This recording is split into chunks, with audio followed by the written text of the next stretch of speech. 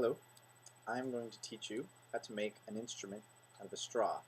I got this from McDonald's. It was free, so that's a good start. This is something you can do with clients, and it's pretty easy to do.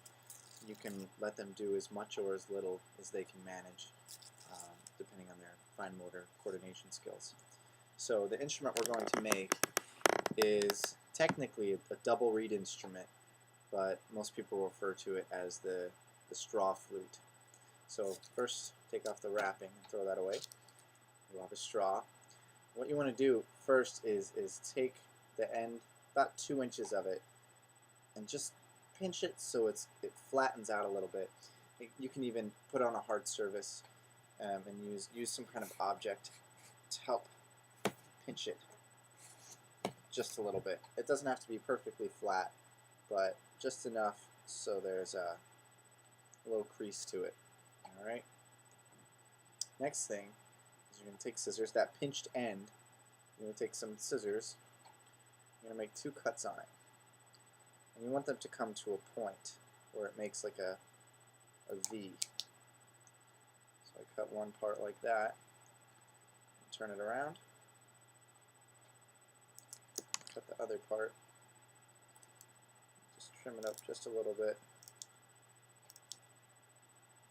I cut one side a little bit longer. This side's a little lower than this side, so I'm just going to try to even it out so they're pretty equal. There we go. That's pretty good. Alright. So I've got, you can see kind of here, it's like a V shape I've made with the 2 parts of the straw. Now right now the ends are a little bit too thick because of the straw material, so I'm going to use some sandpaper and thin it out a bit. I'm just going to take my finger and press it and rub it a bit on each side just to thin out the material.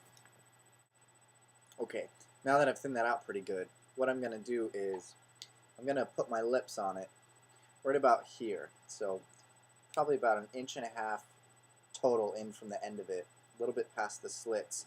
And with my lips I'm just going to squeeze just a little bit on the straw. Not too much, but just a little bit of a pinch.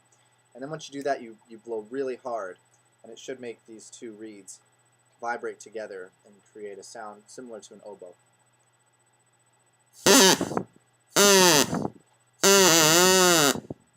Something like that. And you can just basically get one pitch at first.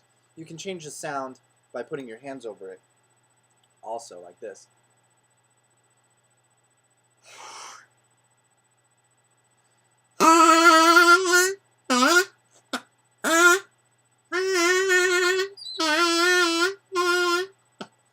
So, fun sound that parents love, I'm sure. So that's your beginning noise. It's, as you can see, really great for working on breath strengthening too, because it takes quite a bit of power to do. Another neat thing that you can do with this, though, is take your scissors, and on the top of the flute is you cut a little bit down into it like that, not very far, and you kind of have to bend it back then and cut it off. So you get something like that, a hole like that in your flute. And now you should be able to get different pitches by covering and letting go of the hole.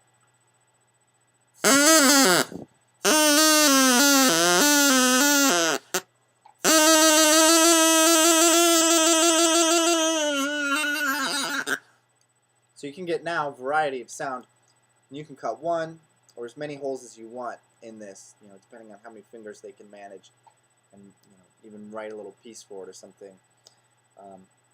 Or one way to do it too, if you just want to have one sound, is you can just cut the straw. This is a fun demonstration to do with your clients.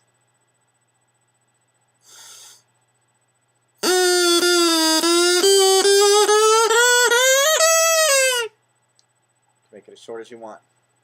So this is the straw flute, technically an oboe, but most people don't know what that is. So you can call it a straw flute or whatever you want. And it's a fun intervention to do with clients.